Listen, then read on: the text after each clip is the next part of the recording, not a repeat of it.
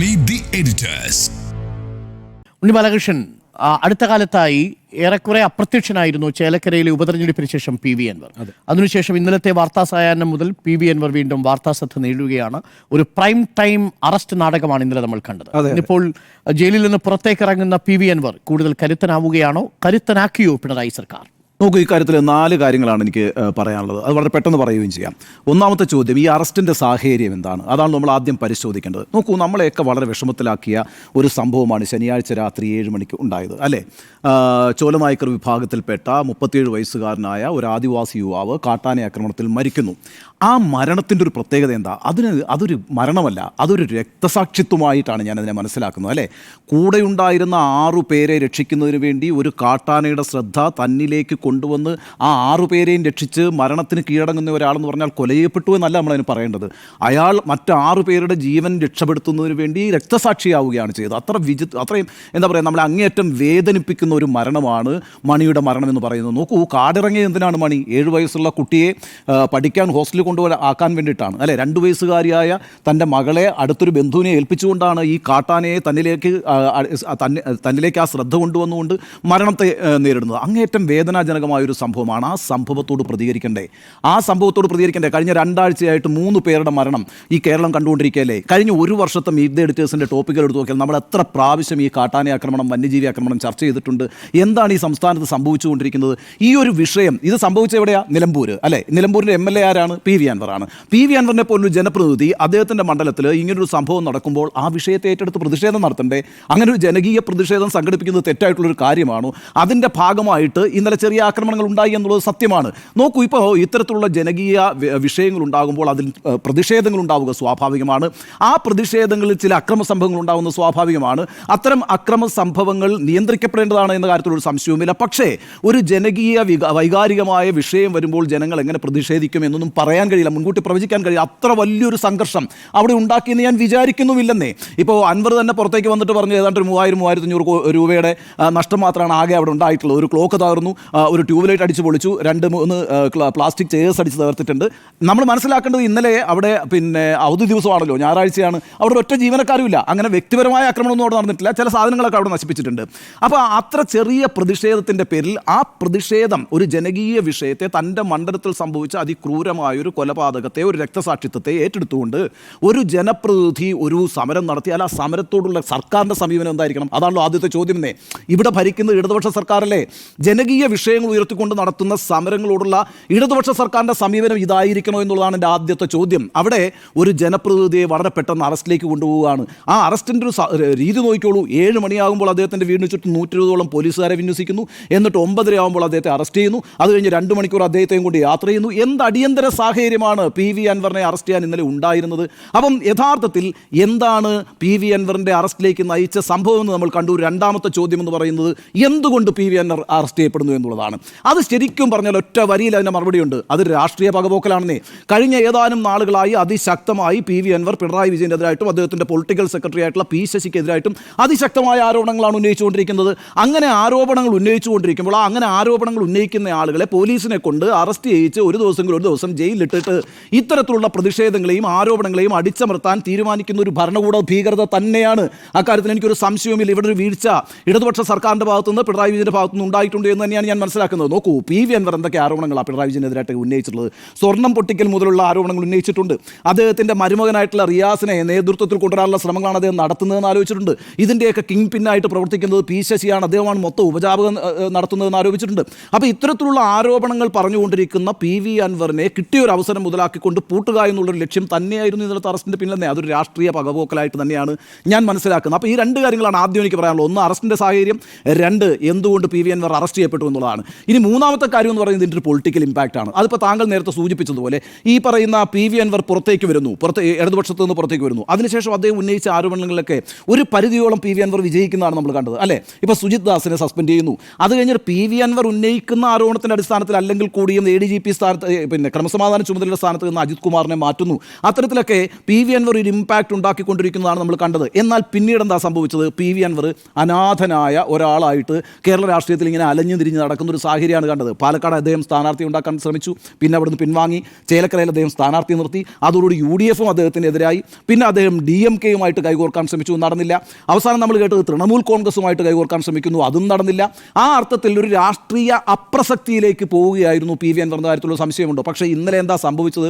ഒറ്റയടിക്ക് PV അൻവർ താങ്കൾ നേരത്തെ സൂചിപ്പിച്ചതുപോലെ കേരളത്തിൻ്റെ ഏറ്റവും പ്രധാനപ്പെട്ട ശ്രദ്ധാകേന്ദ്രമായി, വാർത്താ കേന്ദ്രമായി. കാരണം എന്താണെന്നറിയാമോ? ഇത് ഒരു സാധാരണ സംഭവം, ഇതൊരു ജനകീയ വിഷയമാണ്. ഈ ജനകീയ വിഷയത്തിൽ ഒരു സെൻറ്റിമെൻറ്റ്സ് ഉണ്ട്.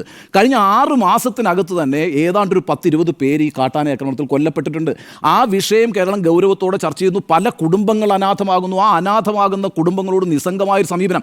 എന്താ സർക്കാരിൻ്റെ സമീപനം? വളരെ പെട്ടെന്ന് 10 ലക്ഷം രൂപ നഷ്ടപരിഹാരം പ്രഖ്യാപിക്കും, അവരുടെ മരിച്ചയാളുടെ കുടുംബത്തിൽപ്പെട്ട ആർക്കെങ്കിലും ജോലി നൽകും. ഇങ്ങനെയാണ് ഒരു സർക്കാർ പെരുമാറേണ്ടതെന്നുള്ളൊരു പ്രശ്നമുണ്ട്. അതൊക്കെ വളരെ ഗൗരവത്തോടുകൂടി ചർച്ച ചെയ്തുകൊണ്ടിരിക്കുന്ന സമയത്താണ് PV അൻവർ വളരെ കൃത്യമായിട്ട് അദ്ദേഹത്തിൻ്റെ മണ്ഡലത്തിലുണ്ടായ ഒരു പ്രശ്നം ഏറ്റെടുത്തുകൊണ്ട് ചെറിയ പ്രക്ഷോഭത്തിന് തയ്യാറാകുന്നത്. ആ പ്രക്ഷോഭത്തെ പോസിറ്റീവായി മനസ്സിലാക്കേണ്ട ഇടത് സർക്കാർ നേരെ പോയിട്ട് അദ്ദേഹത്തെ അറസ്റ്റ് ചെയ്യുമ്പോൾ അതിൻ്റെ പൊളിറ്റിക്കൽ ഇമ്പാക്റ്റ് എന്ന് പറയുന്നത് PV അൻവർ വളരെ ശ്രദ്ധാകേന്ദ്രമാവുകയും PV അൻവറിന് വലിയ പിന്തുണ ഉണ്ടായിരിക്കുകയും ചെയ്തിരിക്കുന്നു എന്നുള്ളതാണ്. ഇന്നലെ വരെ PV അൻവറിനോട് കൈകോർക്കാൻ വിസമ്മതിച്ചിരുന്ന, അല്ലെങ്കിൽ PV അൻവറിനെ ഉൾക്കൊള്ളണോ വേണ്ടയോ എന്നുള്ള സങ്കോചത്തിലും സന്ദേഹത്തിലും നിന്നൊരു UDF-ലെ നേതാക്കളൊക്കെ കൂടി ഇന്ന് എന്താ പറഞ്ഞത്? വളരെ പ്രധാനപ്പെട്ട സമരമാണ് അയാൾ നടത്തിയെന്നും അയാളോട് കാണിച്ചത് അനീതിയാണെന്നുമാണ്. അതിനകത്ത് ഏറ്റവും പ്രധാനമായിട്ട് ഞാൻ കാണുന്ന പ്രസ്താവന എന്ന് പറഞ്ഞാൽ ലീഗിൻ്റെ പ്രസ്താവനയാണ്. അതായത് PK കുഞ്ഞാലിക്കുട്ടി പറഞ്ഞ വാചകമാണ് ഏറ്റവും പ്രധാനം. UDF നടത്തിക്കൊണ്ടിരിക്കുന്ന രാഷ്ട്രീയ സമരത്തിൻ്റെ ഒരു അജണ്ട ഏറ്റെടുത്തുകൊണ്ടാണ് PV അൻവർ ഈ സമരത്തിലേക്ക് പോയിരിക്കുന്നത്. അതുകൊണ്ട് PV അൻവറിൻ്റെ സമരത്തിന് എല്ലാ പിന്തുണയുമുണ്ട്, PV അൻവറിനും പിന്തുണയുണ്ടെന്ന് വളരെ വ്യക്തമായിട്ട് PK കുഞ്ഞാലിക്കുട്ടി പറഞ്ഞു. അതിനുശേഷം പിന്നെ UDF കൺവീനറായിട്ടുള്ള MM ഹസനി പിന്നെ അറസ്റ്റ് അനീതിയാണെന്ന് പറയുന്നു. എന്തിനേറെ PV അൻവറുമായി കൊമ്പ് കോർത്തുകൊണ്ടിരുന്ന VD സതീശൻ എന്ന പ്രതിപക്ഷ നേതാവ് ഈ അറസ്റ്റിന് എതിരായിട്ട് നിലപാടെടുക്കുകയും PV അൻവറിനെ പിന്തുണയ്ക്കുകയും ചെയ്യേണ്ടി വന്നു. ആ അർത്ഥത്തിൽ ഇപ്പോൾ PV അൻവർ ജയിലിൽ നിന്ന് വന്നിട്ട് എന്താ പറഞ്ഞത്? ഇനി ഒറ്റയാൾ സമരമില്ല, UDF-ഉമായിട്ട് കൈകോർത്തുകൊണ്ട് സമരമാണ് എന്നുള്ളതാണ് PV അൻവർ പറഞ്ഞ കാര്യങ്ങൾ. ആ അർത്ഥത്തിൽ ഒരു പൊളിറ്റിക്കൽ ഇമ്പോർട്ടൻസ് PV അൻവറിന് ഈ അറസ്റ്റ് ഉണ്ടാക്കി കൊടുത്തു. PV അൻവറിൻ്റെ പ്രവേശം UDF-ലേക്ക് എളുപ്പത്തിലാക്കുന്നതിനുള്ള രാഷ്ട്രീയ സാഹചര്യവും ഉണ്ടായിട്ടുണ്ട്. ഇനിയിപ്പോൾ UDF ഏറ്റെടുക്കുമോ PV അൻവറിനെ എന്നുള്ളതാണ് 4ാമത്തെ ചോദ്യം. പല തരത്തിലുള്ള ആശയക്കുഴപ്പങ്ങൾ അക്കാര്യത്തിൽ നിൽക്കുന്നുണ്ട്. കോൺഗ്രസിനകത്ത് തന്നെ വലിയ ചർച്ചകൾ അക്കാര്യത്തിൽ നടക്കുന്നുണ്ട്. എങ്കിൽ കൂടിയും PV അൻവറിൻ്റെ ഒരു പ്രതീക്ഷയുടെ സാധ്യത ഉണ്ടായിട്ടുണ്ട്. നാളെ PV അൻവറിനെ അത്ര എളുപ്പത്തിൽ തള്ളിപ്പറയാൻ കഴിയാത്ത രീതിയിൽ UDF മാറിയിട്ടുണ്ട്.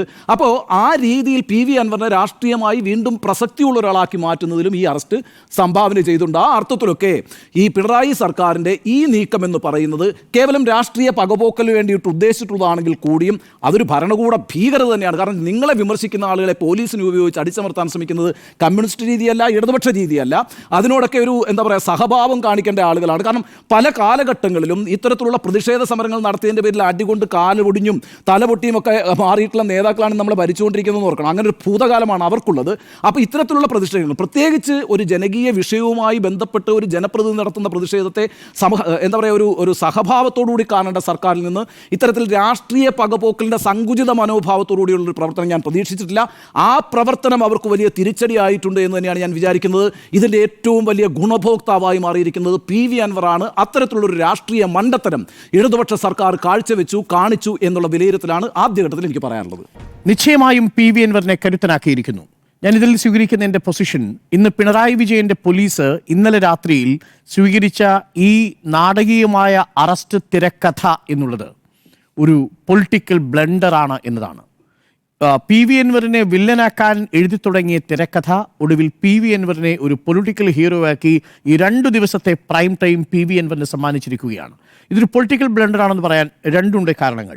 ഒന്ന്, ഇന്നത്തെ ദിവസം കേരളം ചർച്ച ചെയ്യേണ്ടിയിരുന്നതായി ഞങ്ങളടക്കമുള്ള എഡിറ്റേഴ്സിന് തോന്നിയിരിക്കുന്നതും യഥാർത്ഥത്തിൽ IC ബാലകൃഷ്ണനെ പ്രതിക്കൂട്ടിലാക്കിയ Wayanad DCC secretary, Wayanad DCC treasurer NM വിജയൻ്റെ ആത്മഹത്യാക്കുറിപ്പാണ്. 6 പേജുകളുള്ള ആ ആത്മഹത്യാക്കുറിപ്പിൽ IC ബാലകൃഷ്ണൻ MLA എന്ന മുൻ DCC പ്രസിഡന്റിൻ്റെ ഒപ്പം ഇപ്പോഴത്തെ DCC പ്രസിഡന്റ് ND അപ്പച്ചൻ്റെ, ലീഗൽ സെല്ലിലെ പൗലോസിൻ്റെ പേരുകൾ പരാമർശിക്കുന്നുണ്ട്. PP ദിവ്യയുമായി ബന്ധപ്പെട്ട കാര്യത്തിൽ ഒരു ആത്മഹത്യാക്കുറിപ്പ് പോലും ഇല്ലാത്ത സാഹചര്യത്തിൽ PP ദിവ്യയുടെ വിഷയം ചർച്ച ചെയ്യാൻ മാധ്യമങ്ങൾക്കിടം കിട്ടിയതുപോലെ ഒരു സ്പേസ് ആകുമായിരുന്നു യഥാർത്ഥത്തിൽ ഇന്നത്തെ വാർത്താ ദിനത്തിൽ IC ബാലകൃഷ്ണനെ പ്രതിക്കൂട്ടിലാക്കി NM വിജയൻ്റെ ആത്മഹത്യാക്കുറിപ്പ്. എന്നാൽ നോക്കൂ, ഇന്ന് എല്ലാ മാധ്യമങ്ങളും നമ്മളടക്കം PV അൻവറിലേക്ക് ശ്രദ്ധ കേന്ദ്രീകരിക്കേണ്ടി വന്നത് PV അൻവറിനെ അനാവശ്യമായി ഇന്നലെ രാത്രിയിൽ തിടുക്കപ്പെട്ട് പോലീസിൻ്റെ വലിയ സന്നാഹമൊരുക്കി നാടകീയമായി അറസ്റ്റ് ചെയ്ത അർദ്ധരാത്രിയിൽ തവനൂർ സെൻട്രൽ ജയിലിലേക്ക് അയച്ചു. എന്തു കുറ്റത്തിനാ? 3500 രൂപയിൽ താഴെയുള്ള ഓഫീസിലെ 2 കസേരകളും ഒരു ട്യൂബ് ലൈറ്റും അടിച്ചു പൊട്ടിച്ചതിനാണ് ഇന്നലെ ഈ നാടകീയമായ അറസ്റ്റ് 120 പോലീസുകാരെയാണ് ഒതായിലുള്ള വീട്ടിൽ വിന്യസിച്ചത്. അതും DYSP ബാലചന്ദ്രന്റെ നേതൃത്വത്തിലുള്ള ഉന്നത പോലീസ് സംഘമാണ് വീട്ടിലെത്തി PV അൻവർ എന്ന MLA അറസ്റ്റ് ചെയ്തത്. അതിനുള്ള അടിയന്തര സാഹചര്യം എന്തായിരുന്നു എന്നതാണ് പ്രധാനപ്പെട്ട ചോദ്യം. PV അൻവർ MLA പേര് മാത്രമുണ്ടാവുകയും അടിച്ചു തകർത്ത മറ്റുള്ളവരുടെ പേര് ആ FIR ഉണ്ടാവാതിരിക്കുകയും ചെയ്തതിനെ ഹൈക്കോടതി ഇന്ന് ചോദ്യം ചെയ്തിരുന്നു. എന്തിനായിരുന്നു തിടുക്കപ്പെട്ട അറസ്റ്റ് എന്ന ചോദ്യത്തിന് ഇപ്പോഴും മറുപടിയില്ല. ഞാൻ പ്രേക്ഷകരുടെ ശ്രദ്ധയിലേക്ക് 2015 മാർച്ച് മാസം 15-ാം തീയതി നടത്തിയ നിയമസഭയിലെ കയ്യാങ്കളിയുടെ ദൃശ്യങ്ങൾ കൂടി കൊണ്ടുവരാം. ആ ദൃശ്യത്തിൽ നമ്മൾ കാണുന്നുണ്ട്, ഇന്നിപ്പോൾ മന്ത്രിമാരായിരിക്കുന്ന പലരും 2,20,093 രൂപയുടെ പൊതുമുതലാണ് നമ്മളുടെ നിയമസഭയിൽ ജനാധിപത്യത്തിന്റെ തർക്കവിതർക്കങ്ങൾ നടക്കേണ്ട ഒരു നിർണായകമായ സ്ഥലത്ത് നശിപ്പിച്ചിരിക്കുന്നത്. ആ കേസിൽ ഒരൊറ്റ MLA ഒരൊറ്റ രാഷ്ട്രീയ നേതാവും ജയിലിൽ കിടന്നിട്ടില്ല. ഒരു രാഷ്ട്രീയ നേതാവിൻ്റെയും വീട്ടിൽ അർദ്ധരാത്രിയിൽ പോലീസ് ഇതേപോലെ ക്യാമ്പ് ചെയ്ത് 120 പോലീസുമായി പോയി കിടന്നിട്ടില്ല. അർദ്ധരാത്രിയിൽ പോലീസ് DYSP അടക്കമുള്ളവർ വീട്ടിനുള്ളിൽ കയറി അറസ്റ്റ് നാടകം നടത്തിയിട്ടില്ല. വാറണ്ട് കൊടുത്ത് നാടകം നടത്തിയ മാധ്യമങ്ങൾക്ക് മുന്നിൽ ഒരു ഫീസ്റ്റ് ഒരുക്കിയിട്ടില്ല. അവരുടെ വീട്ടിൽ നിന്നും അറസ്റ്റ് ചെയ്ത് അർദ്ധരാത്രിയിൽ 10-20 കിലോമീറ്റർ അപ്പുറത്തുള്ള ജയിലിലേക്ക് കൊണ്ടുപോയി അടച്ചിട്ടില്ല. അപ്പോൾ എന്തുകൊണ്ടാണ് ഇന്നലെ തിടുക്കപ്പെട്ട അടിയന്തരമായി PV അൻവറിനെ അറസ്റ്റ് ചെയ്യാൻ പോലീസ് തീരുമാനിച്ചത്? അങ്ങനെ തീരുമാനിച്ച ആ രാഷ്ട്രീയ നീക്കം അതൊരു വ്യക്തിപരമായ രാഷ്ട്രീയ പകപോക്കലായിരുന്നു. ആ രാഷ്ട്രീയ പകപോക്കൽ യഥാർത്ഥത്തിൽ ഇന്നത്തെ ദിവസം CPM-ന് തിരിച്ചടിയായി മാറുന്നത് കോൺഗ്രസ് പ്രതിക്കൂട്ടിൽ നിൽക്കുമായിരുന്ന, കേരളം കത്തുമായിരുന്ന ഒരു രാഷ്ട്രീയ വിഷയം പ്രൈം ടൈമിൽ ചർച്ച ചെയ്യുന്നതിൽ നിന്നും ആ വിഷയം ഓർമ്മിപ്പിക്കുന്നതിൽ നിന്നും കോൺഗ്രസിനെ രക്ഷിച്ചെടുത്തൊരു പൊളിറ്റിക്കൽ ബ്ലണ്ടറാണ് ഇന്നലെ യഥാർത്ഥത്തിൽ PV അൻവറിനെതിരെയുള്ള നീക്കമായി നമ്മൾ കാണുന്നത്. അതാണ് നമ്പർ 1. നമ്പർ 2, രണ്ടാമത്തെ അർത്ഥത്തിൽ എന്തുകൊണ്ടാണ് പൊളിറ്റിക്കൽ ബ്ലണ്ടറായി മാറുന്നത്? നോക്കൂ, UDF-ലെ ഘടകകക്ഷികളിൽ പലർക്കും PV അൻവറിനോട് വിയോജിപ്പുകൾ ഉണ്ടായിരുന്നു. ഇപ്പോൾ RSP നേതാവുമായി ഷിബു ബേബി ജോണുമായി ഞാൻ സംസാരിച്ചു. ഈ വിഷയവുമായി ബന്ധപ്പെട്ട മുസ്ലിം ലീഗിന്റെ നേരത്തെ പ്രതിനിധികൾക്കൊരു ആശങ്കയുണ്ടായിരുന്നു. പക്ഷേ അവർ അപ്പോഴും PV അൻവറിനെ സ്വാഗതം ചെയ്യാൻ തയ്യാറായിരുന്നു. VT ബൽറാമിനെ പോലെയുള്ള നേതാക്കൾ കടുത്ത വിമർശനമാണ് PV അൻവറിനെതിരെ ഉയർത്തിയിരുന്നത്. VD Satheesan PV അൻവറിനെതിരെ നിലപാടെടുത്തയാളാണ്. ചേലക്കരയിൽ UDF-ന്റെ പരാജയത്തിന്റെ കാരണങ്ങളിലൊന്ന് PV അൻവർ നിർത്തിയ സ്ഥാനാർത്ഥി വോട്ട് പിടിച്ചതാണ്, സുധീർ വോട്ട് പിടിച്ചതാണ് എന്ന നിഗമനത്തിൽ പോലും എത്തിയിരുന്നു കോൺഗ്രസ്. ആ അവസ്ഥയിൽ നിന്ന് ഇന്നലെ ഒരൊറ്റ രാത്രിയിലെ ഒരൊറ്റ അറസ്റ്റ് നീക്കം കൊണ്ട് UDF-ലെ ഘടകകക്ഷികളെയും കോൺഗ്രസിലെ KPCC പ്രസിഡന്റ് മുതൽ പ്രതിപക്ഷ നേതാവ് വരെയുള്ള മുഴുവൻ നേതാക്കളെയും ഈ വിഷയത്തിൽ PV അൻവറിന് പിന്നിൽ അണിനിരത്താൻ ഇന്നലത്തെ പോലീസ് ആക്ഷന് സാധിച്ചിരിക്കുന്നു എന്നതാണ് രണ്ടാമത്തെ പൊളിറ്റിക്കൽ ബണ്ട്. ഈ വിഷയത്തിൽ ഒരേ ഒരു അഭിപ്രായ വ്യത്യാസം മാത്രമേ കോൺഗ്രസ് ക്യാമ്പിൽ നിന്ന് നമ്മൾ കേട്ടുള്ളൂ. അത് VT ബൽറാമിന്റെ ഫേസ്ബുക്ക് പോസ്റ്റാണ്. VT ബൽറാമിന്റെ ഫേസ്ബുക്ക് പോസ്റ്റിൽ പറയുന്ന ആദ്യ ഭാഗം ഇതാണ്: രാഹുൽ ഗാന്ധിക്കെതിരായ അധിക്ഷേപ പരാമർശവും VD സതീശനെതിരായിട്ടുള്ള 180 കോടിയുടെ പരാമർശവും പിൻവലിക്കുകയാണെങ്കിൽ ഈ വിഷയത്തിൽ എല്ലാ പിന്തുണയും UDF-ലേക്ക് വരുന്നതിനുള്ള എല്ലാ പിന്തുണയും നൽകും എന്നാണ് അറിയിച്ചിരിക്കുന്നത്. ബാക്കി ഈ വിഷയത്തിൽ പൂർണ്ണമായിട്ടുള്ള പ്രശ്നാധിഷ്ഠിത പിന്തുണ നൽകുകയാണ് UDF. ആ നിലയിലേക്ക് PV അൻവറിനെ കൊണ്ടെത്തിച്ചതിനു പിന്നിൽ പിണറായി വിജയന്റെ പോലീസിനെ ഉപയോഗിച്ചുകൊണ്ടുള്ള രാഷ്ട്രീയ നീക്കം അത് പാളിപ്പോയിരിക്കുന്നു. അതൊരു പൊളിറ്റിക്കൽ ബ്ലണ്ടറാണ് എന്നതാണ് എൻ്റെ ടേക്ക്. ഇനി മൂന്നാമത്തത്, PV അൻവർ എങ്ങനെയാണ് ഇനി കരുത്തരാകാൻ പോകുന്നത്? PV അൻവർ ഏറനാട് മത്സരിക്കാൻ വരുന്ന സമയത്ത് അന്ന് തന്നെ അറിയാം, അന്ന് CPM-ന്റെ പിന്തുണ PV അൻവറിന് കിട്ടിയിരുന്നു. അന്ന് CPI-യുടെ സ്ഥാനാർത്ഥിയേക്കാൾ PV അൻവറാണ് ഏറനാട് മണ്ഡലത്തിൽ നിന്ന് കൂടുതൽ വോട്ട് സ്വന്തമാക്കുന്നതെന്ന് PK ബഷീറിനോട് പരാജയപ്പെടുമ്പോഴും CPI-യുടെ സ്ഥാനാർത്ഥി KP ബാബുരാജ് കേവലം 2700 വോട്ടുകൾ മാത്രമാണ് ഏറനാട് മണ്ഡലത്തിൽ നേടുന്നത്. അന്ന് CPM-ന്റെ പിന്തുണയോടുകൂടി PV അൻവർ എത്തുമ്പോൾ 47,452 വോട്ടുകൾ ഒരു സ്വതന്ത്രനായി നിന്ന് CPM-ന്റെ അപ്രഖ്യാപിത പിന്തുണയോടുകൂടി ഏറനാട് PV അൻവർ സ്വന്തമാക്കുന്നുണ്ട്. അവിടുന്ന് ഇങ്ങോട്ട് പിന്നീട് PV അൻവറിന് CPM തെളിഞ്ഞാണ് പിന്തുണ കൊടുക്കുന്നത്. അവിടെയാണ് 2016 വിജയിച്ചു കയറുന്നത്. അതും ആര്യാടൻ വിജയിച്ചുകൊണ്ടിരുന്ന മണ്ഡലത്തിൽ ആര്യാടൻ ഷൗക്കത്തിനെ പരാജയപ്പെടുത്തി PV അൻവർ എത്തുന്നു. 2019 അദ്ദേഹം ലീഡ് നില ഉയർത്തുകയാണ്. അപ്പോൾ 2016-ലും 2019-ലും നിലമ്പൂരിൽ PV അൻവറിന്റെ പ്രകടനത്തിന് പിന്നിൽ ഇടതുപക്ഷത്തിന്റെ സ്വാധീനമുണ്ടെന്ന കാര്യത്തിൽ യാതൊരു സംശയമില്ല. പക്ഷേ PV അൻവർ അവിടെയും നിയമസഭാ മണ്ഡലത്തിൽ കരുത്തനാണ്. അവിടെയാണ് ആ PV അൻവറിനെ രാഷ്ട്രീയ അപ്രസക്തരാക്കുന്ന നീക്കങ്ങൾ PV അൻവർ തന്നെ നടത്തി. അതിലേറ്റവും പ്രധാനപ്പെട്ടത് അദ്ദേഹത്തിന്റെ പാളിപ്പോയ നീക്കങ്ങളായിരുന്നു. അതിലേറ്റവും പ്രധാനപ്പെട്ടത് UDF-ൽ എത്തിച്ചേരാനുള്ള അദ്ദേഹത്തിന്റെ തിടുക്കപ്പെട്ട നീക്കം പാളി. ഇന്ത്യ മുന്നണിയിൽ എത്താനുള്ള DMK വഴി എത്താനുള്ള അദ്ദേഹത്തിന്റെ നീക്കം പാളി. പേര് പോലും തമിഴ്നാട്ടിലെ DMK ഓർമ്മിപ്പിക്കുന്ന വിധത്തിലിട്ട നീക്കം പാളി. ഒടുവിൽ തൃണമൂൽ കോൺഗ്രസുമായിട്ടുള്ള നീക്കം പാളി. അങ്ങനെ രാഷ്ട്രീയ അപ്രസക്തനായി നിൽക്കുന്ന ഘട്ടത്തിലാണ് പാലക്കാട് ഉപതെരഞ്ഞെടുപ്പിൽ മിൻഹാജിന്റെ സ്ഥാനാർത്ഥിയെ പ്രഖ്യാപിക്കുന്നതോടുകൂടി UDF-ന്റെ ഒരു വിപ്രതിപത്തിയും PV അൻവർ സ്വന്തമാക്കുന്നത്. അങ്ങനെ UDF-ലേക്കുള്ള വഴി ഏകദേശം അടഞ്ഞു എന്ന് നിൽക്കുന്ന ഘട്ടത്തിലാണ് ഏതെങ്കിലും തരത്തിൽ രാഷ്ട്രീയ രാഷ്ട്രീയ പ്രസക്തി ഉണ്ടാകുമെന്ന് തോന്നുന്ന ഘട്ടത്തിൽ അപ്രസക്തനാകുന്ന ഘട്ടത്തിലാണ് PV അൻവറിനെ വീണ്ടും വാർത്താ കേന്ദ്രമാക്കിക്കൊണ്ടുള്ള പിണറായി വിജയന്റെ ഈ പോലീസിന്റെയും ഈ നീക്കം. അത് രാഷ്ട്രീയമായ ഒരു പൊളിറ്റിക്കൽ ബ്ലണ്ടറാണ്. അത് PV അൻവർ എന്ന MLA കൂടുതൽ കരുത്തനാക്കി മാറ്റിയിരിക്കുന്നു. UDF-ലേക്ക് ഇനി PV അൻവർ MLA പ്രവേശിക്കും. PV അൻവർ MLA-ക്ക് ഒരു സ്വതന്ത്ര MLA ആയതുകൊണ്ട് തന്നെ UDF-ലേക്ക് അദ്ദേഹം വരുന്നത് കൊണ്ട് അദ്ദേഹത്തിന് നിയമസഭാംഗത്വം നഷ്ടമാവുകയില്ല. അദ്ദേഹം ഒരു പാർട്ടി രൂപീകരിക്കുന്ന വേളയിൽ മാത്രമാണ് അങ്ങനെ കൂറുമാറ്റ നിരോധന നിയമം ഉണ്ടാവുക. അതുകൊണ്ട് തന്നെ നിലവിലത്തെ സാഹചര്യത്തിൽ PV അൻവർ കരുത്തനായിട്ടായിരിക്കും വരിക. UDF-ലേക്ക് PV അൻവറിന്റെ എൻട്രി ചർച്ച ചെയ്യാൻ KPCC-യുടെ രാഷ്ട്രീയ കാര്യസമിതി അടിയന്തരമായി ഈ ഞായറാഴ്ച കൂടാൻ പോവുകയാണ്. ഈ വിഷയം അവിടെ ചർച്ച ചെയ്യും. ഈ വിഷയം UDF-ൽ തന്നെ പല ഘട്ടങ്ങളിലും ഇൻഫോർമലായി, അനൗദ്യോഗികമായി, അനൗപചാരികമായി ചർച്ച ചെയ്തിട്ടുണ്ട് എന്നുള്ള വിവരം PK കുഞ്ഞാലിക്കുട്ടി നമ്മളോട് സ്ഥിരീകരിക്കുകയും ചെയ്തിരിക്കുന്നു. ഇനി അത് ഔദ്യോഗികമാകേണ്ട ഒരു സാഹചര്യം മാത്രമേ ഉള്ളൂ. വൈകുമായിരുന്ന UDF പ്രവേശനം വേഗത്തിലാക്കിയതും ഈ രാഷ്ട്രീയമായ നീക്കമാണ്, ഈ പോലീസിനെ ഉപയോഗിച്ചുകൊണ്ടുള്ള രാഷ്ട്രീയമായ നീക്കമാണ് എന്നുള്ളതാണ്. ഒരു കാര്യം കൂടി ഞാൻ പ്രേക്ഷകരോട് പറയാം. ഈ വിഷയത്തിൽ ഒരു തരത്തിലും അടിയന്തരമായ ഒരു അർദ്ധരാത്രിയിൽ ഒരു MLA കസ്റ്റഡിയിലെടുക്കേണ്ട ആവശ്യമുണ്ടായിരുന്നില്ല. 3 കാരണങ്ങൾ കൊണ്ട്. ഒന്ന്, അദ്ദേഹം ഒരു നിയമസഭാ സാമാജികനാണ്. അദ്ദേഹത്തിന് എതിരെ ഈ ദൃശ്യങ്ങളോ മറ്റേതെങ്കിലും തെളിവുകളോ നേരിട്ടില്ല. അദ്ദേഹത്തിനോടൊപ്പം ഇതിൽ ആക്രമണം നടത്തിയ 10 പേരിൽ 6 പേരെ ഇനിയും പിടികൂടിയിട്ടില്ല. 4 പേരെ മാത്രമാണ് പിടികൂടുന്നത്. ഒരു നോട്ടീസ് നൽകി MLA വിളിപ്പിച്ച് അറസ്റ്റ് ചെയ്യാമായിരുന്നിരിക്കെ ആ സാഹചര്യത്തിൽ MLA അറസ്റ്റ് ചെയ്തത് ഒരു അബദ്ധമായ നീക്കമാണ്.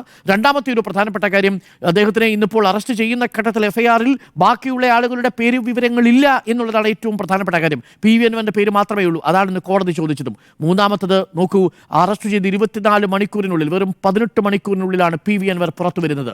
ഇനി അദ്ദേഹം മുന്നോട്ട് വയ്ക്കുന്ന രാഷ്ട്രീയം കൂടിയൊന്ന് നമ്മൾ മനസ്സിലാക്കണം. അദ്ദേഹം ന്യൂനപക്ഷ രാഷ്ട്രീയത്തിനോടൊപ്പം നിന്നുകൊണ്ടായിരിക്കും പിണറായിസം അവസാനിപ്പിക്കാനുള്ള രാഷ്ട്രീയ പോരാട്ടത്തിൽ പോവുക. അതിൽ ഒരേ സമയം തന്നെ ക്രൈസ്തവ പക്ഷത്തെയും മറുഭാഗത്ത് ന്യൂനപക്ഷ മുസ്ലിം വിഭാഗത്തെയും ഒപ്പം നിർത്തിക്കൊണ്ടുള്ള ഒരു പോരാട്ടത്തിനാണ് PV അൻവർ ഇപ്പോൾ ശ്രമിക്കുന്നത്. PV അൻവർ പുറത്തിറങ്ങിയതിനു ശേഷം നടത്തിയ പ്രസ്താവനയും നമ്മൾ കണ്ടതാണ്. ആദ്യഘട്ടത്തിൽ PV അൻവർ ന്യൂനപക്ഷ വിഷയങ്ങളൊക്കെ അഡ്രസ്സ് ചെയ്യാൻ, സ്വത്ത് രാഷ്ട്രീയമൊക്കെ അഡ്രസ്സ് ചെയ്യാൻ ശ്രമിച്ചുവെങ്കിലും അന്ന് ഈ ഓട്ടോ തൊഴിലാളികൾ, ബൈക്ക് യാത്രക്കാർ, ഹെൽമറ്റ് വയ്ക്കാത്ത യാത്ര, അന്ന് പോലീസിനോടും മോട്ടോർ വാഹന വകുപ്പിനോടും ഒക്കെ ആയിരുന്നു അദ്ദേഹത്തിന് വിരോധമെങ്കിൽ ഇന്നിപ്പോൾ അത് വനം വകുപ്പിനെ മുന്നിൽ നിർത്തിക്കൊണ്ടാണ് അദ്ദേഹം ആ രാഷ്ട്രീയ സമരം, ജനകീയ യാത്ര നടത്താൻ ശ്രമിച്ചത്. അവിടെ ക്രൈസ്തവ സഭകളുടെ പിന്തുണ അദ്ദേഹത്തിന് കിട്ടും. മലയോര കർഷകരുടെ പിന്തുണയും PV അൻവറിന് ലഭിക്കും. അത് നേരത്തെ ഉണ്ടായിരുന്ന ഓട്ടോ തൊഴിലാളികളെക്കാൾ, ഇരുചക്ര വാഹനത്തിലെ യാത്രക്കാരെക്കാളൊക്കെ വളരെ ഓർഗനൈസ്ഡ് ആയിട്ടുള്ള ഒരു ഗ്രൂപ്പാണ്. അതുകൊണ്ട് ഈ വരവിൽ കുറച്ചുകൂടി വ്യക്തമായ കാൽക്കുലേഷൻസ് PV അൻവറിനുണ്ട് എന്ന് തന്നെയാണ് ഞാൻ മനസ്സിലാക്കുന്നത്.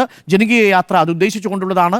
ജനകീയ യാത്രയിൽ പക്ഷേ DCC പ്രസിഡന്റുമാരും ET മുഹമ്മദ് ബഷീറും ഒക്കെ പങ്കെടുക്കുമെന്നാണ് പ്രതീക്ഷിച്ചിരുന്നെങ്കിലും അത് പാളിപ്പോയി. പക്ഷേ ആ ജനകീയ യാത്രയ്ക്ക് കിട്ടുമായിരുന്നതിനേക്കാൾ വലിയ സ്വീകാര്യത അറസ്റ്റിലൂടെ ഈ ജയിൽ യാത്രയ്ക്ക് ലഭിച്ചിരിക്കുന്നുവെന്നാണ് എൻ്റെ ടേക്ക്. അതുകൊണ്ട് ഇതൊരു പൊളിറ്റിക്കൽ ബ്ലണ്ടറാണ്.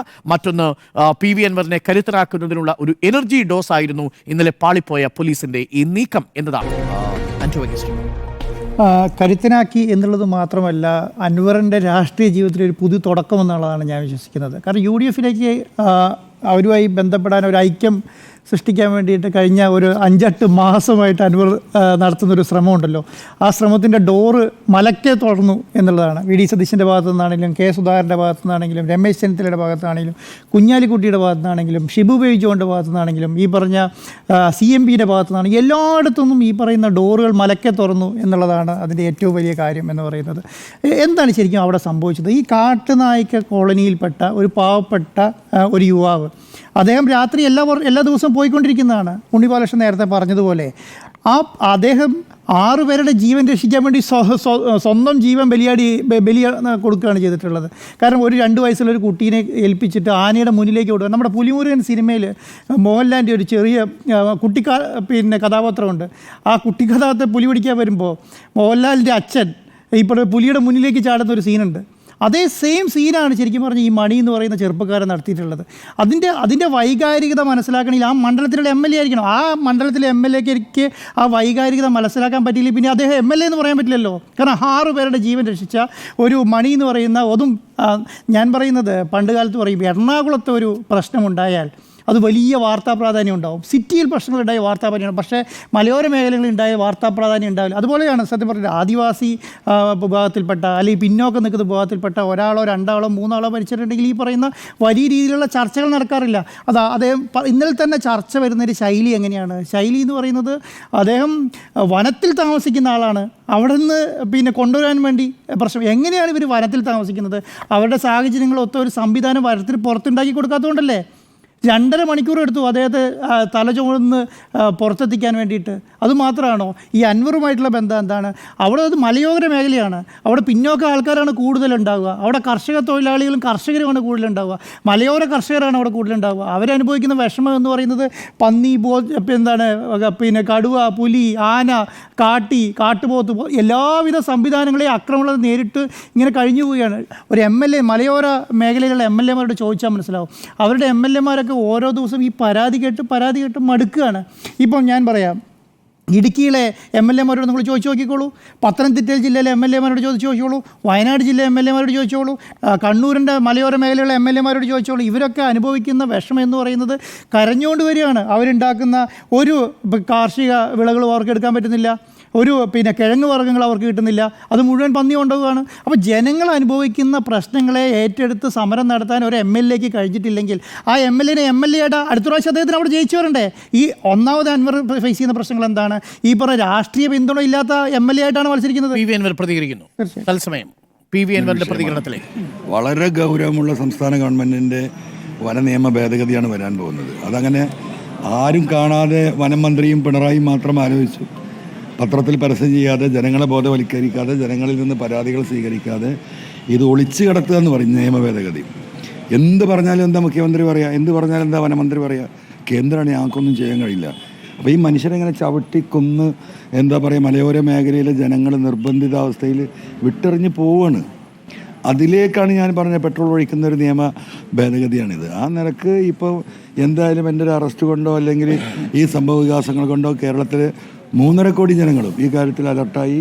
പ്രതിപക്ഷം UDF-ഉം അതിശക്തമായി ഈ വിഷയം ഏറ്റെടുക്കാനുള്ള ഒരു മാനസികാവസ്ഥയിലേക്ക്, അതിൻ്റെ ഗൗരവം എത്രത്തോളം ഉണ്ടെന്ന് ബോധ്യപ്പെട്ടു. അതിനനുസരിച്ചുള്ള വലിയ നീക്കം അവർ നടത്തുന്നു. അത്രേ എനിക്ക് ആവശ്യമുള്ളൂ. ഞാൻ പൂർണ്ണമായിട്ടും ഈ സമരത്തിൽ ഞാൻ വിജയിച്ചിരിക്കുകയാണ്. ഈ കോട്ടക്കൽ ഇറങ്ങിയിട്ടുള്ളത് റോഡ് ഷോ ഒക്കെ ഉണ്ടാവും നേരത്തെ അനുയായികൾ അറിയിച്ചിരുന്നു. അത്തരമൊരു പരിപാടി ഉണ്ടോ? എന്താ തീരുമാനം? ഇല്ല, ഇവിടെ ആളുകൾ നിൽക്കുന്നു, അവരെ കണ്ട് വിഷ് ചെയ്ത് പോകുമല്ലോ. എന്ത് റോഡ് ഷോ? അതെന്താ ഇപ്പോൾ സിനിമ റിലീസൊന്നും അല്ലല്ലോ. ഒരു റോഡ് ഷോ ആണല്ലോ നമ്മൾ നടത്തിയത് വയനാട് പാർലമെൻറ്റ് മണ്ഡലത്തിൽ. അത് തന്നെ ആവശ്യത്തിലധികം ഇപ്പോൾ എന്താ പറയുക ജനശ്രദ്ധയിലേക്ക് അതെത്തി. ഞാൻ അത്രയേ ഉദ്ദേശിച്ചുള്ളൂ. മലയോര മേഖലയിലെ ജനങ്ങളെ സഹായിക്കുന്ന നിലപാട് അതാണ് എടുത്തിട്ടുള്ളത്. പ്രത്യേകിച്ച് നമുക്കറിയാം, അവിടെ വരുന്ന കയ്യേറ്റക്കാരെന്ന് പറഞ്ഞിട്ടാണ് അവരെ എക്കാലത്തും ഒഴിവാക്കി വിടുന്നത്. സത്യത്തിൽ അവർ കുടിയേറിയ മനുഷ്യരാണ്. എന്തിനാണ് കുടിയേറ്റം? ഏത് ഘട്ടത്തിലാണ് നമ്മൾ കുടിയേറുക? നമ്മൾക്ക് ജീവിച്ചിരിക്കുന്ന സാഹചര്യത്തിൽ ജീവിതം മുന്നോട്ട് കൊണ്ടുപോകാൻ കഴിയാത്തൊരവസ്ഥയിൽ മനുഷ്യൻ മറ്റൊരു ഓപ്ഷൻ തേടുന്നതാണ് കുടിയേറ്റം എന്ന് പറയുന്നത്. ലോകത്ത് ഒരുപാട് കുടിയേറ്റങ്ങൾ നടന്നിട്ടുണ്ട്. അതിൻ്റെ ഭാഗമായിട്ട് ഈ മലയോര മേഖലയൊന്നും അന്ന് ഒന്നുമില്ല, വെറും കാടായി കിടക്കുകയാണ്. അവിടെ വന്ന് ആ ഭൂമി എടുത്ത് അവിടെ കൃഷി ചെയ്ത് നാടിനും ജനങ്ങൾക്കും ആ കുടുംബത്തിനും ജീവിക്കാനുള്ള സാഹചര്യം ഉണ്ടാക്കി കൊടുത്തവരാണ് ഈ മലയോര കർഷകർ എന്ന് പറയുന്ന ക്രൈസ്തവ സമൂഹം. നമ്മുടെ ഈ വിദ്യാഭ്യാസ മേഖലയിൽ വലിയ പങ്ക് ക്രൈസ്തവ സമൂഹം ഈ മലയോര മേഖലയിൽ ചെയ്തത് ഈ രീതിയിലുള്ള ഒരു പള്ളി, ക്രിസ്ത്യൻ ചർച്ച് അവിടെ ഉണ്ടെങ്കിൽ അവിടെ ഒരു തൊട്ടടുത്ത് ഒരു പള്ളിക്കൂടം ഉണ്ടാവും. അതാണ് പള്ളിക്കൂടം എന്ന് പറയുന്നത്. അത് ബഹുമാനിയായ മരണപ്പെട്ടു പോയ ചാവറ അച്ഛൻ്റെ അന്നത്തെ കൺസെപ്റ്റാണ്. ഈ മലയോര മേഖലയിൽ മുഴുവൻ ഉണ്ടാക്കിയ വിദ്യാഭ്യാസ പുരോഗതിയുടെ പിന്നിൽ അന്നത്തെ ക്രിസ്ത്യൻ കമ്മ്യൂണിറ്റിയാണ്. ഇപ്പോൾ ഒരു 10-20 കൊല്ലമായിട്ടല്ലേ നമ്മുടെ നാട്ടിലൊക്കെ കോളേജും സ്കൂളുകളൊക്കെ വരാൻ തുടങ്ങിയത്. അതിൻ്റെ മുന്നേ തന്നെ മനുഷ്യന് നടന്നെത്താൻ കഴിയാത്ത പ്രദേശങ്ങളിൽ ചാരിറ്റി ആരാ തുടങ്ങിയത്? അത് ക്രിസ്ത്യൻ കമ്മ്യൂണിറ്റിയാണ്. ഇതൊന്നും നമുക്ക് മറക്കാൻ പറ്റില്ല. MLA ഒറ്റ കാര്യം, ഇപ്പോൾ അങ്ങയുടെ അറസ്റ്റിന് പിന്നാലെ അങ്ങയുടെ തന്നെ മണ്ഡലത്തിൽ വന്യമൃഗശല്യങ്ങൾ വീണ്ടും റിപ്പോർട്ട് ചെയ്തിട്ടുണ്ട്. ഇന്ന് കാട്ടുപന്നി ആക്രമണം ഉൾപ്പെടെയുള്ള സംഭവങ്ങൾ ഉണ്ടായിട്ടുണ്ട്. അപ്പോൾ കഴിഞ്ഞ ദിവസം നിലമ്പൂരിലെ വനം വകുപ്പ് ഓഫീസിലേക്ക് സംഘടിപ്പിച്ച മാർച്ച് പോലെയുള്ള പ്രതിഷേധ പരിപാടികൾ ഇനിയും പ്രതീക്ഷിക്കാമോ ഈ ഒരു സംഭവങ്ങൾ ആവർത്തിക്കുമ്പോൾ? ഇപ്പോൾ ഇന്നിപ്പോൾ പോത്തുകൽ പഞ്ചായത്തിൽ പുലി ഇറങ്ങിയിട്ടുണ്ട്, കണ്ണൂരിൽ പുലി ഇറങ്ങിയിട്ടുണ്ട്. ഞാൻ ഇതിന് മുമ്പും പറഞ്ഞത്, കഴിഞ്ഞ 4 വർഷമായി പറഞ്ഞുകൊണ്ടിരിക്കുന്ന ഈ പുലിയൊന്നും വെറുതെ ഇറങ്ങാൻ ദയവായിട്ട് നിങ്ങൾ തെറ്റിദ്ധരിക്കരുത്. ഉൾക്കാടുകളിൽ നിന്ന് ഈ പറയുന്ന പുലിയെയും സിംഹത്തിനെയും ഒക്കെ കൂട് വെച്ച് പിടിച്ചിട്ട് ഈ ഫോറസ്റ്റ് ഉദ്യോഗസ്ഥന്മാർ പാതിരാത്രിയിൽ മനുഷ്യവാസ പ്രദേശത്ത് കൊടുന്ന് ഇറക്കി വിടുന്നുണ്ട് എന്ന് ഞാൻ മുമ്പും പറഞ്ഞിട്ടുള്ളതാണ്. ജനങ്ങൾ ഇപ്പോൾ അത് അംഗീകരിച്ച് വരികയാണ്. എന്തിനാണ് ഇങ്ങനെ ചെയ്യുന്നത്? പശ്ചിമഘട്ടത്തിലെ ജനവാസം ഒഴിവാകണം, പശ്ചിമഘട്ടത്തിലെ വനവ്യാപ്തി വർദ്ധിക്കണം. അതൊരു ഇൻ്റർനാഷണൽ ലോബിയിങ്ങിൻ്റെ ഭാഗമാണ്. ആ ഇൻ്റർനാഷണൽ ലോബിയിങ്ങിൻ്റെ ഭാഗമായിട്ടാണ് ഇവിടുത്തെ ഫോറസ്റ്റ് ഉദ്യോഗസ്ഥന്മാർ പ്രവർത്തിക്കുന്നത്. അവർക്കതിന് വലിയ രീതിയിലുള്ള പണം ലഭ്യമാകുന്നുണ്ട്. അപ്പം ജനങ്ങൾ നിർബന്ധിതമായിട്ട് നമ്മൾ വിട്ടെറിഞ്ഞ് പോകണം. നമ്മുടെ ജീവൻ അപകടമായാലും എന്ത് സമ്പത്തുണ്ടെങ്കിലും വിട്ടെറിഞ്ഞ് പോകില്ലേ? അതിൻ്റെ ഏറ്റവും തെളിവാണ് ഈ അമരമ്പലം പഞ്ചായത്തിലെ നിലമ്പൂരിൽ പാട്ടക്കരിമ്പ് എന്ന് പറയുന്ന വാർഡിൽ 42 കുടുംബങ്ങൾ 15 ലക്ഷം രൂപ വാങ്ങിയിട്ട് അവർ ഇറങ്ങി പോവുകയാണ്. ഇങ്ങനെ 15 ലക്ഷം ഗവൺമെൻറ് കൊടുക്കുന്നത്? ആ കൊടുക്കുന്നത് 5 സെൻറ്റും വീടായാലും 10 സെൻറ്റും വീടായാലും 10 ഏക്കർ വീടായാലും 15 ലക്ഷമാണ്. ഏക്കർ കണക്കിന് ഭൂമിയും വീടും ഇട്ടിറങ്ങിയിട്ട് ആ വെറും 15 ലക്ഷം വാങ്ങിയിട്ട് മലയോര കർഷകർ ഒരു കുടിൽ കെട്ടി ഏതെങ്കിലും റോഡിൻ്റെ സൈഡിൽ താമസിക്കാൻ തയ്യാറാകുന്ന സാഹചര്യത്തേക്ക് കേരളത്തെ എത്തിയതല്ല, കേരളത്തെ എത്തിച്ചതാണ്. അതുകൊണ്ടാണ് ഇത് സീരിയസ് ആയിട്ട് എടുക്കണമെന്ന് ആവർത്തിച്ച് പറയുന്നത്. നേരത്തെ പിന്തുണ അർപ്പിച്ച ഏതെങ്കിലും നേതാക്കൾ പിന്നീട് വിളിച്ച് നിങ്ങൾ ആ രാഷ്ട്രീയം വിടുന്നത്, നമുക്കതിലേക്ക് വരാം. ഇവിടെ എന്താ വിഷയം? ഇവിടെ ജനങ്ങൾ അഭിമുഖീകരിക്കുന്ന ഈ വിഷയമാണ് ഇവിടുത്തെ ഏറ്റവും കാതലായിട്ടുള്ള വിഷയം. ഇപ്പോൾ ഇവിടുത്തെ ജപ്തി നടപടികൾ ആരവിടെ ജപ്തി ചെയ്യുന്നത്? കാർഷിക മേഖലയിൽ ആകെ ജപ്തിയാണ്. ഒരാളുടെയും ആധാരം ഒരാളുടെയും കയ്യിലില്ല, സകലം കേരള ബാങ്കിൻ്റെ കയ്യിലാണ്. ഇങ്ങനെ ഒരു കൊള്ള സംഘമായി എന്തിനായി കേരള ബാങ്ക് ഉണ്ടാക്കിയത്? കേരള ബാങ്ക് ഉണ്ടാക്കിയതിൻ്റെ ഉദ്ദേശം തന്നെ ഈ കൊള്ളയടിയാണ്.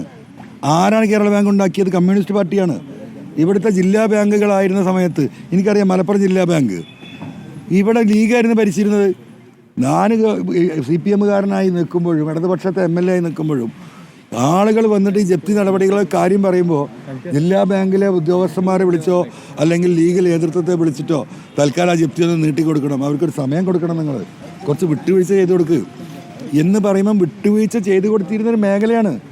ഇന്നിത് വലിയൊരു കേരള ബാങ്ക് എന്ന് പറഞ്ഞൊരു സംഭവമാക്കി മാറ്റി കേരളത്തിലെ മുഴുവൻ ജനങ്ങളെയും കൊള്ളയടിക്കുക. എങ്ങോട്ടാണ് ഈ പണം മുഴുവൻ പോകുന്നത്? ഇതൊക്കെ ഒരു പാർട്ടി ക്യാപിറ്റലൈസ് ചെയ്യാണ്. ആരെ പണമാണ് കൊള്ളയടിക്കുന്നത്? ഈ പാവപ്പെട്ട സഖാക്കളൊക്കെ തന്നെയാണ് ഈ ലോൺ എടുത്തിരിക്കുന്നത്. ഇവിടുത്തെ കോൺഗ്രസ്സുകാരും ലീഗുകാരും മാത്രമല്ലല്ലോ, വലിയ വിഭാഗം കർഷകർ എന്ന് പറയുന്നത് കമ്മ്യൂണിസ്റ്റ് ആശ്രയത്തിൽ ജീവിക്കണം.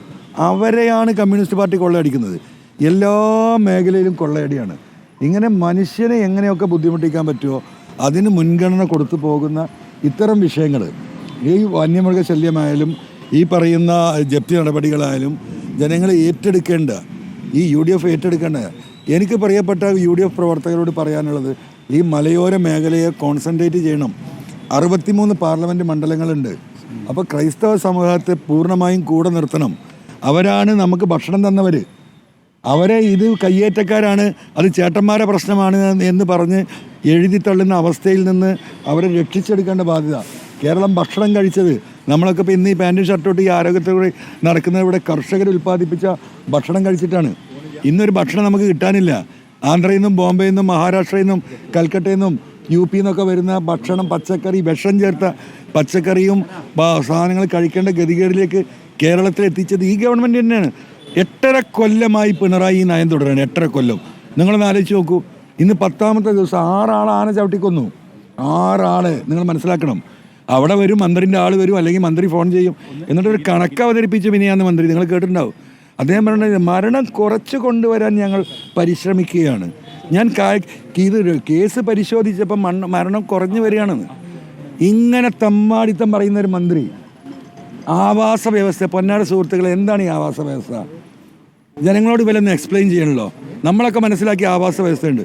ഈ പന്നിയെല്ലാം പെറ്റി പെരുകി ഈ നാട്ടിലുണ്ടായാൽ പ്രകൃതിയുടെ ഈ ആവാസ വ്യവസ്ഥക്ക് എന്ത് സംഭാവനയാണ് നൽകുന്നത്? ആന പെറ്റി പെരുകി മനുഷ്യനെ ചവിട്ടിക്കൊല്ലുമ്പോൾ, ആനയുടെ സാന്നിധ്യം വർദ്ധിക്കുമ്പോൾ എന്ത് ആവാസ വ്യവസ്ഥ?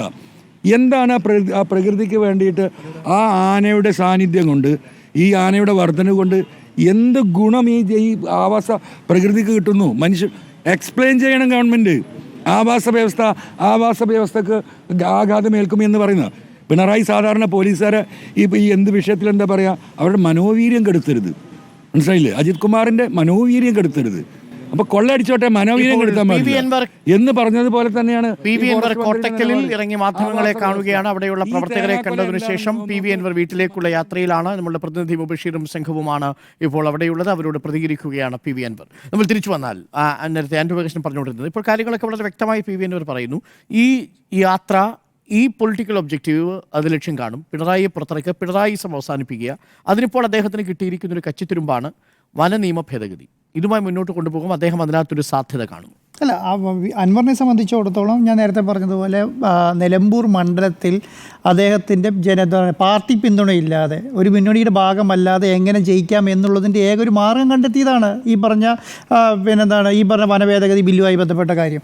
അതിൻ്റെ അകത്ത് PV അൻവറെ സംബന്ധിച്ചിടത്തോളം അദ്ദേഹം വയനാട് പാർലമെൻറ്റാണ് കോൺസ്റ്റിറ്റ്യൂട്ടിലാണ് മത്സരിക്കാൻ ഉദ്ദേശിക്കുന്നത്. അതുകൊണ്ട് വയനാട്ടിൽ തുടങ്ങി നിലമ്പൂരിൽ അവസാനിക്കുന്ന രീതിയിലുള്ള ഒരു ജാഥ സംഘടിപ്പിക്കുന്നു. അതിനകത്ത് അദ്ദേഹം കോൺഗ്രസ് നേതാക്കന്മാരെ വിളിക്കുന്നു, വന്നോ വന്നില്ലയോ എന്നുള്ള കാര്യം പിന്നെ.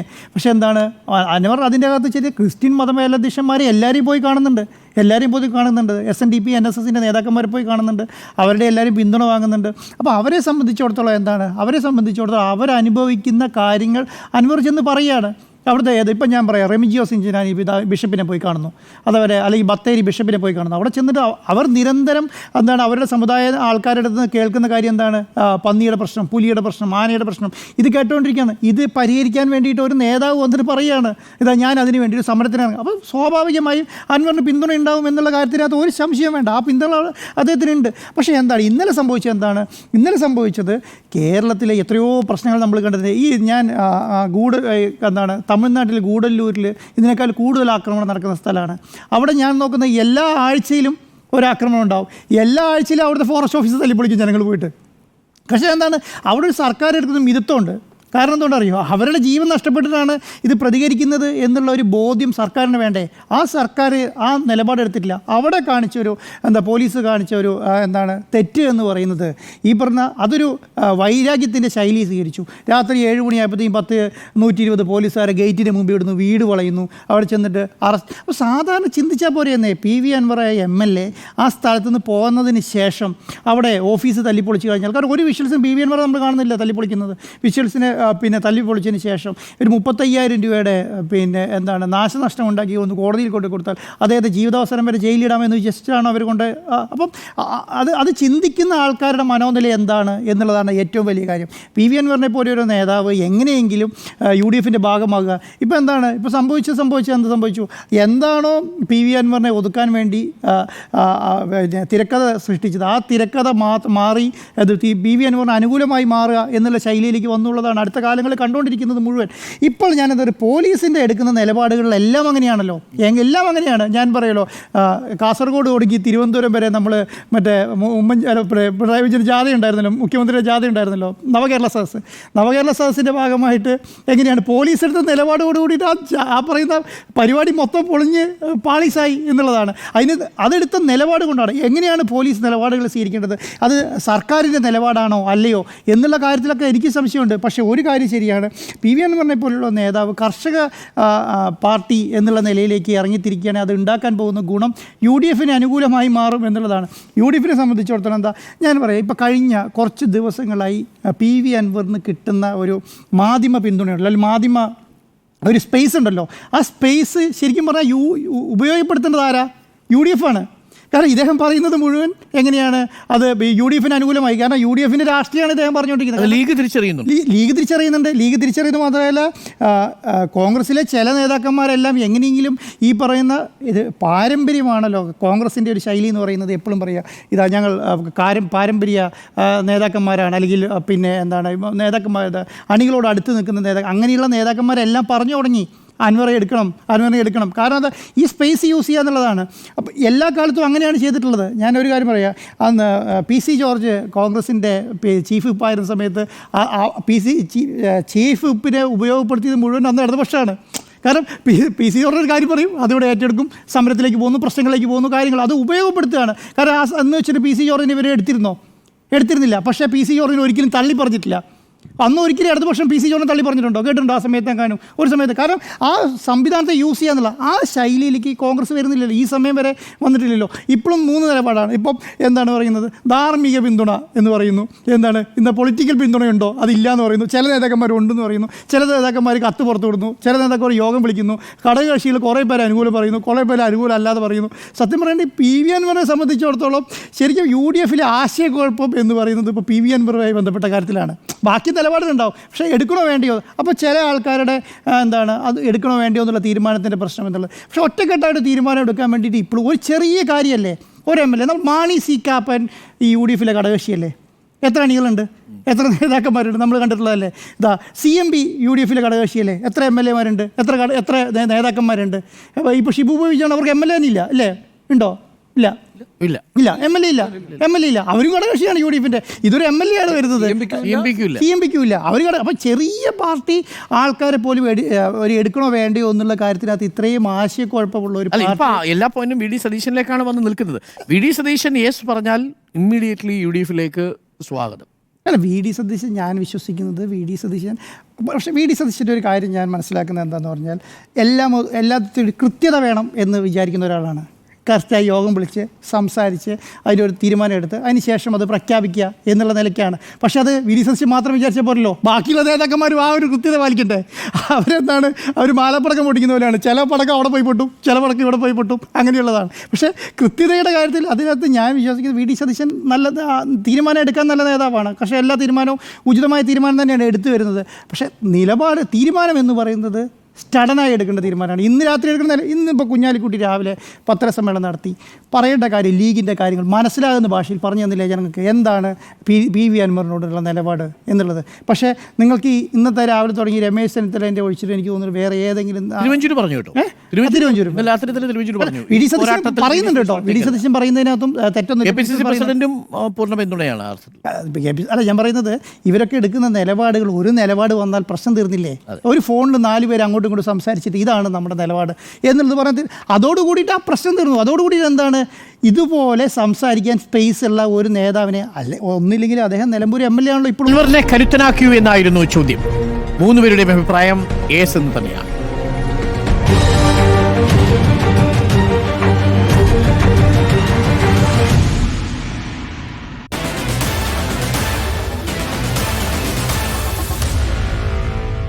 Meet the editors.